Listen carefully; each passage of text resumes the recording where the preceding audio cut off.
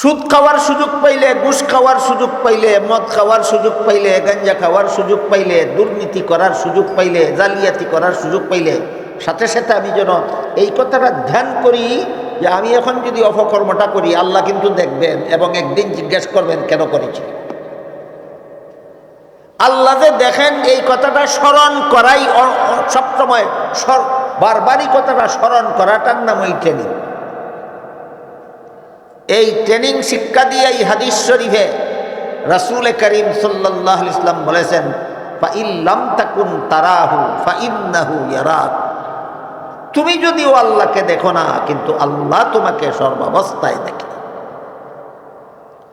আল্লাহ যে আমাকে অহরহ সর্বদা সর্বাবস্থায় দেখে, এই কথাটা ধ্যান করা। কোন সময় খারাপ কাজের সুযোগ আসে যেই সময়, তখন এই কথাটা ধ্যান করাটাই হইল অন্তরে শেষ বিচারের ভয় জাগ্রত করার ট্রেনিং।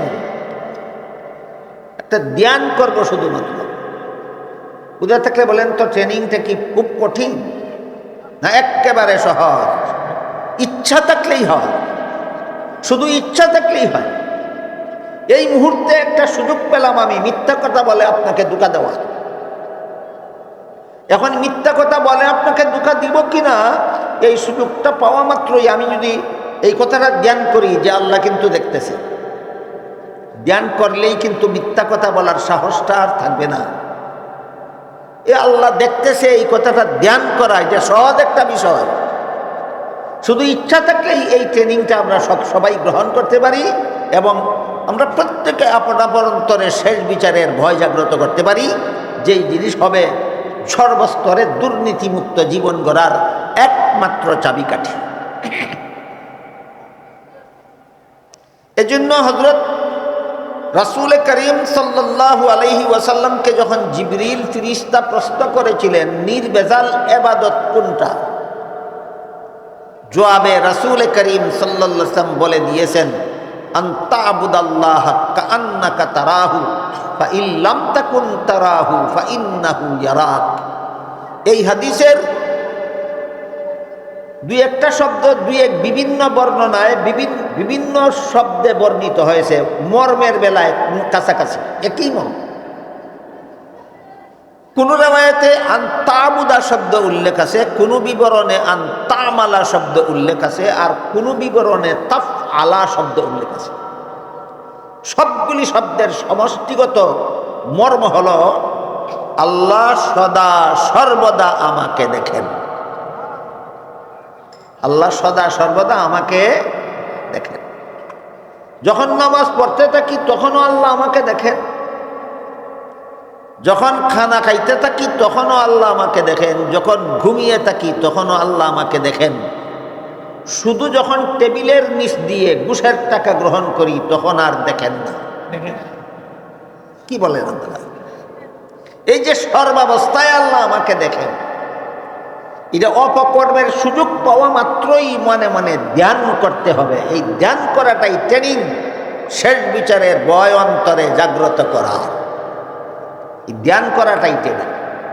আমি যদি আপনাদের কথাটা বুঝাইয়া থাকতে পারি তাহলে বলেন তো ট্রেনিংটা খুব কঠিন নাকি? না, একেবারে সহজ, একেবারে সহজ।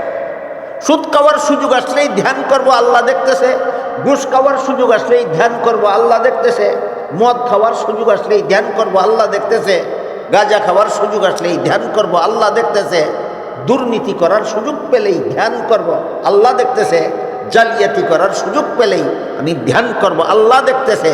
এই ধ্যানের অভ্যাস চালু রাখলে এক সময় আল্লাহ অন্তরটা এমনভাবে পরিবর্তন করে দেবেন যে তখন ওই রাখাল ছেলের মতো এই অন্তরে কোনো অপকর্মের সাহস আর থাকবে না। সেই দিন আপনার ট্রেনিং শেষ, আপনি আল্লাহর পরীক্ষায় পাস। এইভাবে যদি আমরা আল্লাহ রসুল যে বলে দিলেন যে সদা সর্বদাই আল্লাহ তোমার সামনে আছেন এবং তুমি আল্লাহর সামনে আছো, এই ভাবটাকে জাগ্রত করো। এখানে আর একটু আনুষঙ্গিক আলোচনা আছে। আল্লাহ যে সদা সর্বদা আমার সামনে আছেন, এই কথা কোরআনেরও বিভিন্ন আয়াতে আল্লাহ বলেছেন। আল্লাহ এক আয়াতে বলেছেন কুল লিল্লাহিল মাশরিকু ওয়াল মাগরিবু ফাআইনামা তুওয়াল্লু ফাসাম্মা ওয়াজহুল্লাহ। পূর্ব পশ্চিম উত্তর দক্ষিণ নির্বিশেষে তোমরা যেদিকেই ফিরো না কেন সেদিকেই আল্লাহ আছেন। বুঝে থাকতে বলেন তো কোন দিকে আল্লাহ নাই? সব দিকে আছে। আল্লাহ বলেন তোমরা যেদিকেই ফিরো সেদিকেই আল্লাহ আছে। আর এক আয়াতে বলেন ওয়াহুয়া মাআকুম আইনামা কুনতুম, তোমাদের যে যখন যেখানেই থাকো আল্লাহ তার সাথে তখন সেখানেই থাকে। তাহলে কোথায় আল্লাহ নাই? সবখানেই আছে। কোন দিকে নাই? সব দিকেই আছে। এই কথাগুলি জানা, বোঝা এবং বিশ্বাস করা সকল ফরজের বড় ফরজ। কিন্তু কঠিন হওয়ার কারণে মনে হয় উলামায়ে কেরাম আলোচনা করতে যান না। আলোচনা না করতে আমাদের সাধারণ মুসলমানদের মধ্যে এইসব ব্যাপারে কোনো পরিষ্কার কোনো ধারণাই আর পাওয়া যায় না যে আল্লাহ কোথায় আছেন, কোন দিকে আছেন। আল্লাহ কোথায় আছেন এই ব্যাপারে বলেন ওয়াহুয়া মাআকুম আইনামা কুনতুম, তোমাদের যে যখন যেখানেই থাকো আল্লাহ তার সাথে তখন সেখানেই থাকে। আর কোন দিকে আছেন এমন প্রশ্নের জবাবে আল্লাহ বলেন আইনামা তুওয়াল্লু ফাসাম্মা ওয়াজহুল্লাহ, তোমরা যেদিকেই ফিরো আল্লাহ সেদিকেই আছেন। এর মানে হলো আল্লাহ সর্বত্র বিরাজমান। আরো পরিষ্কার করে এক আয়াতে আল্লাহ বলেন ওয়ামা কুন্না গাইবিন, আমি কোথাও অনুপস্থিত নই। বুঝে থাকলে বলেন তো যিনি কোথাও অনুপস্থিত নন তিনি উপস্থিত কোথায়? সর্বত্র। যিনি কোথাও অনুপস্থিত নন তিনি উপস্থিত কোথায়? সর্বত্র। এরপরে টুকরা টুকরা করে ভেঙ্গে ভেঙ্গে খুলাসা করে আল্লাহ বলেন মা মিন নাজওয়া সালাসাতিন ইল্লা হুয়া রাবিউহুম ওয়ালা খামসাতিন ইল্লা হুয়া সাদিসুহুম ওয়ালা আদনা মিন যালিকা ওয়ালা আকসারা ইল্লা হুয়া মাআহুম। তোমাদের কোন তিন ব্যক্তি যদি কোথাও চুপে চুপে কথা বলে আল্লাহ তাদের সাথে সেখানেও থাকেন। কোনো পাঁচ ব্যক্তি যদি কোথাও কানে কানে কথা বলে আল্লাহ তাদের সাথে সেখানেও থাকেন। তিন ব্যক্তি আর পাঁচ ব্যক্তি উদাহরণস্বরূপ বলা হলো। তিন ব্যক্তির কম ব্যক্তি যেখানে থাকে আল্লাহ সেখানেও থাকেন, পাঁচ ব্যক্তির বেশি ব্যক্তি যেখানে থাকে আল্লাহ সেখানেও থাকে। আর কিভাবে আল্লাহ আমাদেরকে বুঝাইলে বুঝবো যে আল্লাহ যে সবখানে থাকেন? বুঝতে পারলাম কি আল্লাহ যে সবখানে থাকেন? আল্লাহ সর্বত্র বিরাজমান। কিন্তু এখানে একটা কঠিন বিষয় আছে। এই বিষয়টা আপনাদের বুঝতে কঠিন হবে, এই ভয়ে উলামায়ে কেরাম আলোচনা করেন না। না করতে একদল বাতিলপন্থীরা এই কঠিন বিষয়টারে ভুল বুঝাইতেছে এখন বর্তমানে। যেটা ছিল ইমানদারি আকিদা এটারে কয় কুফুরি আকিদা, আর যেটা ছিল কুফুরি আকিদা এটারে কয় ইমানদারি আকিদা। এমন একটা ইমান বিধ্বংসী অপব্যাখ্যা সমাজে শুরু করে দিয়েছে একটা দল। দলটার নাম হইল লামাযহাবী। কি অপব্যাখ্যা? অপব্যাখ্যা হইল এটা যে সমস্ত আয়াতে আর হাদিসে আল্লাহ এবং আল্লাহর রাসূল বলেছেন আল্লাহ সর্বত্র বিরাজমান, এই সমস্ত আয়াতের বিপরীতে কোরআনের আরেকটা আয়াত দাঁড় করায়। সেই আয়াতটা হলো ইস্তাওয়া আলাল আরশ, আল্লাহ আরশের উপর অধিষ্ঠিত। যে সর্বত্র বিরাজমান হইয়া থাকলে আরশ ছাড়া না আরশ সহ? সহটা কয় না, শুধু কয় আরশের উপর। এরা প্রচার করে বেড়াচ্ছে অহরহ আল্লাহ শুধু আরশের উপরে থাকেন আর কোথাও থাকেন না। তাইলে এরা কি কোরআনের সবগুলি আয়াত মানল, না একটা আয়াত মানার দুহাই দিয়া অনেকগুলি আয়াত মান্য করলো? ইস্তাওয়া আলাল আরশ একটা আয়াতকে এতগুলি আয়াতের বিপরীতে দাঁড় করাইল। এক হাদিসে রাসূল করিম সাল্লাল্লাহু আলাইহি ওয়াসাল্লাম বলেন আল মেরাউ বিল কুরআনে কুফরুন, কোরআনের একটা কথাকে আর একটা কথার বিপরীতে দাঁড় করাইলে কাফের হয়ে যাবে। কোরআনের একটা কথাকে আরেকটা কথার বিপরীতে দাঁড় করানির মানে হইল আল্লাহ নিজের বিরুদ্ধে নিজে কথা বলে। আল্লাহ আগে বলছিল এক কথা, পরে এর বিপরীত কথা বলছে। কাজে আল্লাহ স্ববিরোধী উক্তি করে, এমন জঘন্যতম অপবাদ আল্লাহকে দেওয়া হয়। এই জন্য আল্লাহর রসুল তখনই বলে দিয়েছেন, যখন রসুলের কাছে কোরআন নাজিল হইতেছিল তখনই রসুল বলে দিয়েছেন, যেই ব্যক্তি কোরআনের একটা কথাকে আরেকটা কথার বিপরীতে দাঁড় করাবে সে কাফের হয়ে যাবে। তাহলে তোমরা যে যখন যেখানেই থাকো আল্লাহ তার সাথে তখন সেখানেই থাকে। তোমরা যেদিকেই ফিরো না কেন সেদিকেই আল্লাহ আছেন।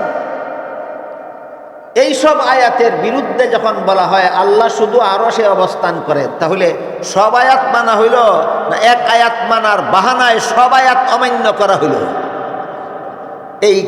এইটাই হইল কুফুরি মতবাদ।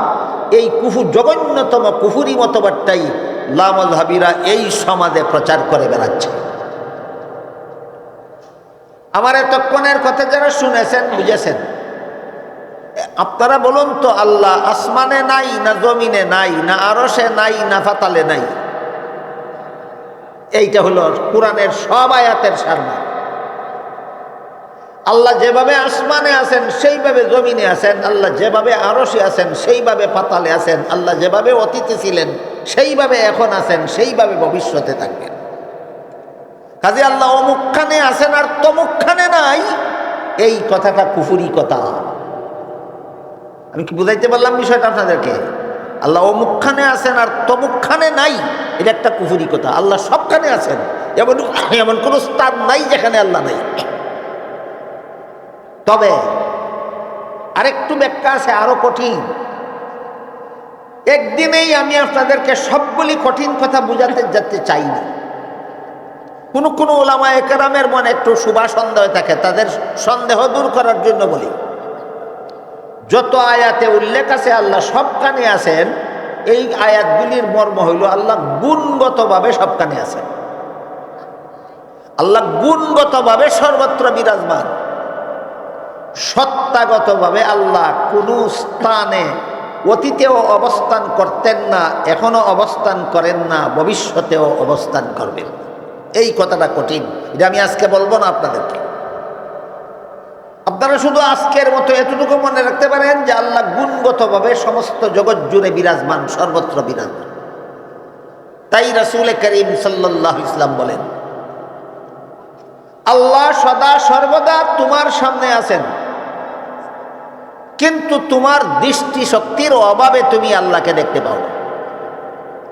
আর তুমিও সদা সর্বদা আল্লাহর সামনে আছো, আল্লাহর দেখার গুণে কোনো অভাব নাই, তাই তোমাকে আল্লাহ সর্বদাই দেখেন।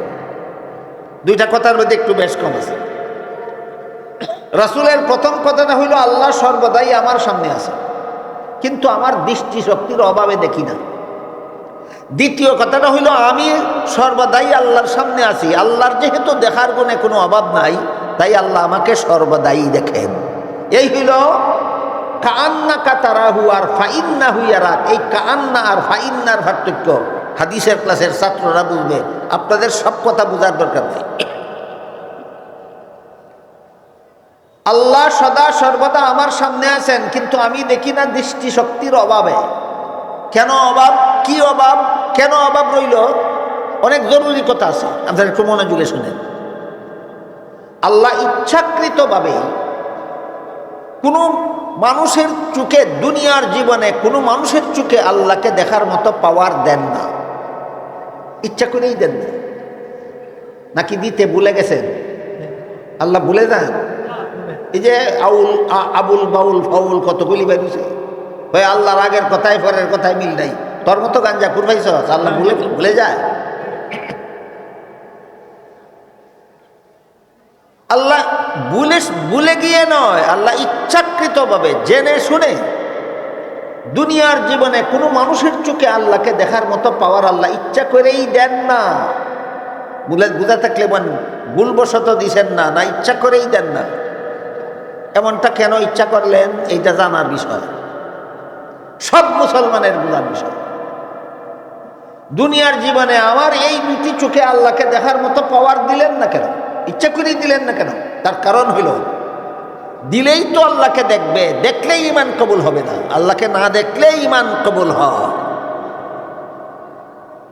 এবার বলেন, দুনিয়ার জীবনে আমার চোখে আল্লাহকে দেখার মতো পাওয়ার না দিয়ে আল্লাহ আমাকে বঞ্চিত করলেন না ঈমান কবুল হওয়ার ব্যবস্থা করলেন? এটা সর্বস্তরের মুসলমানে জানলে শুকরিয়া আদায় করবে, না না জানলে? সব মুসলমানের জানা দরকার যে দুনিয়ার জীবনে আল্লাহকে দেখার মতো পাওয়ার আমার চোখে না দিয়া আল্লাহ আমার ঈমানটা কবুল হওয়ার ব্যবস্থা করেছেন। এত বড় মেহেরবানির শুকরিয়া জন্ম থেকে মরণ পর্যন্ত আল্লাহর দরবারে সেজদায় পড়ে থাকলেও এই একটা মেহেরবানির শুকরিয়া আদায় হবে না। এই জন্য আল্লাহর কোন ওলি বলেন, আদমিয়ত দাদাই বাজম মুসলমা করদাই, आदमियत दादाई बाजम मुसलमा कर दई, आए खुदा कुर्बा शुअम एहसा बर एहसा कर दई। হে আল্লাহ, পশু না বানাইয়া মানুষ বানাইছ, আর বেদিন কাফির মানুষ না বানাইয়া মুমিন মুসলমান মানুষ বানাইছ। যেসব কথা বিশ্বাস করলে ঈমান থাকে ওই সমস্ত কথা বিশ্বাস করার সৌভাগ্য দান করেছ। আল্লাহ, জন্ম থেকে মৃত্যু পর্যন্ত তোমার দরবারে সেজদায় পড়ে থাকলেও তোমার এই মেহেরবানির কৃতজ্ঞতা প্রকাশ সম্ভব হবে না।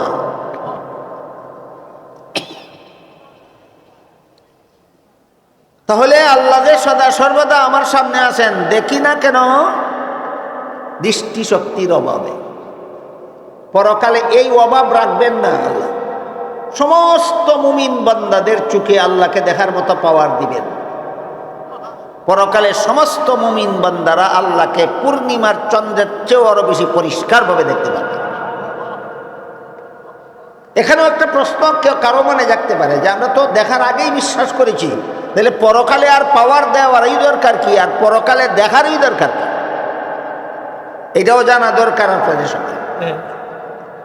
পরকালে জান্নাতীরা জান্নাতের সমস্ত নিয়ামত উপভোগের দ্বারা যত আনন্দ পাবে, আল্লাহকে দেখার আনন্দ হবে তার চেয়েও বেশি। সেই আনন্দ থেকে কোনো মুমিন বান্দা যেন পরকালে বঞ্চিত না থাকে, এই জন্য আল্লাহ পরকালে প্রতিটি মুমিন বান্দার চোখে আল্লাহকে দেখার মতো পাওয়ার দিবেন।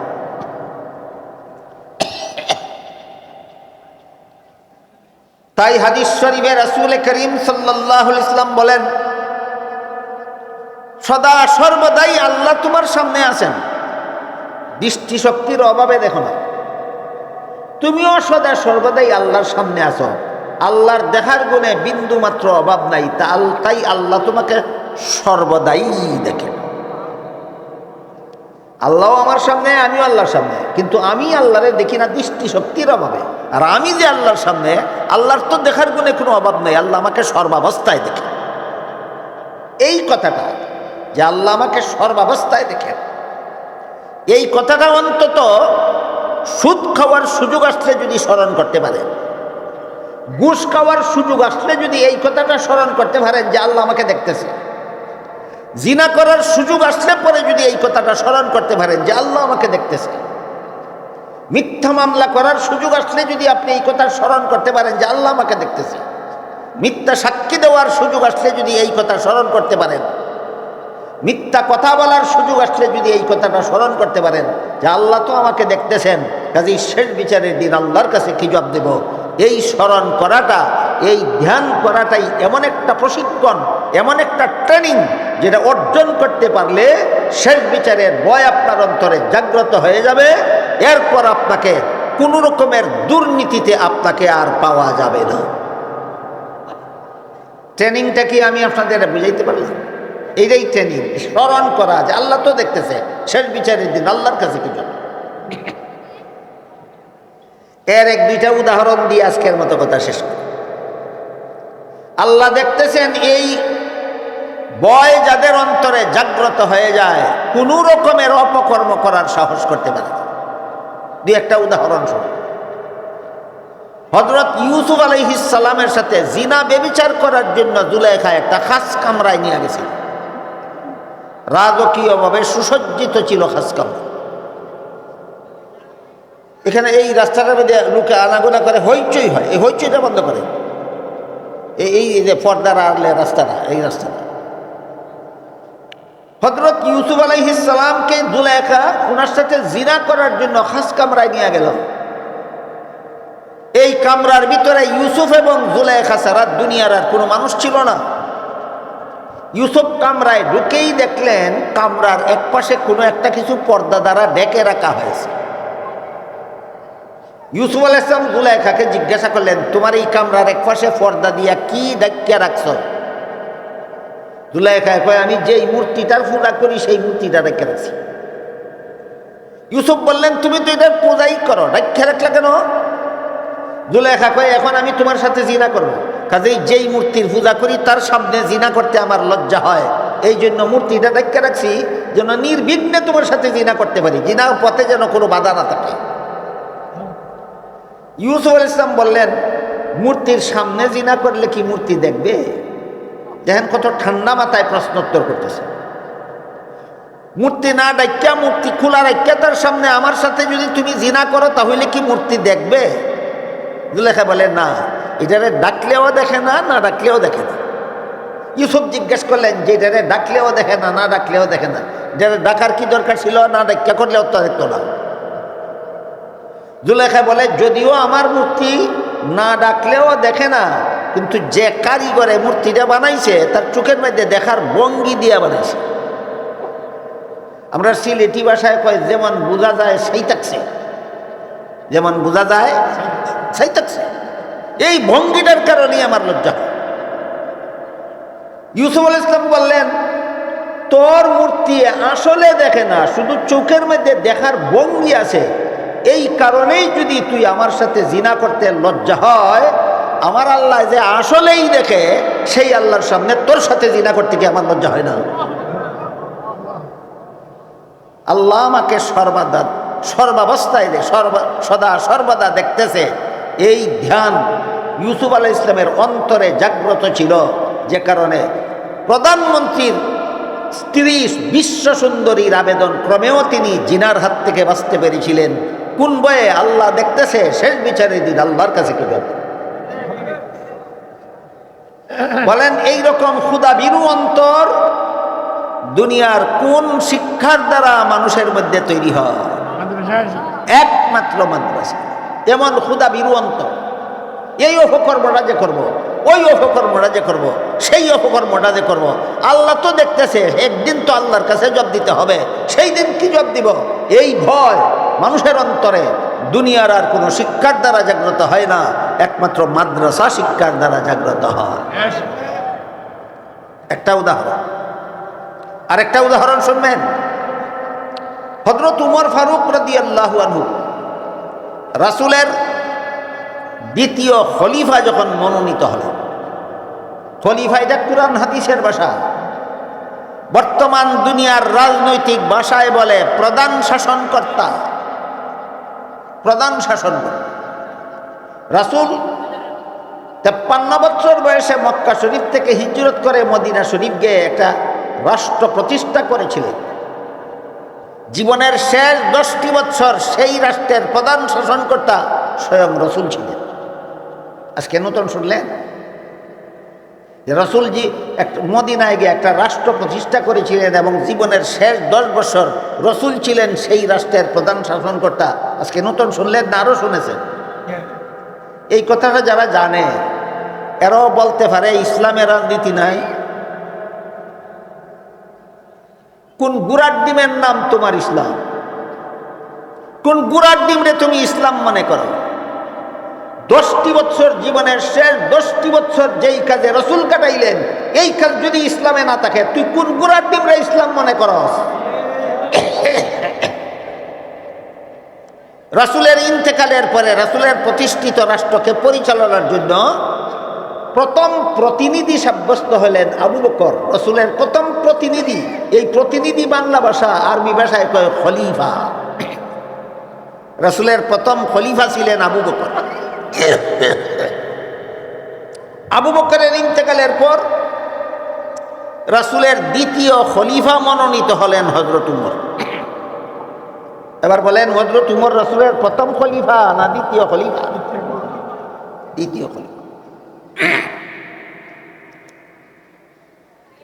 উমর খলিফা মনোনীত হওয়া মাত্রই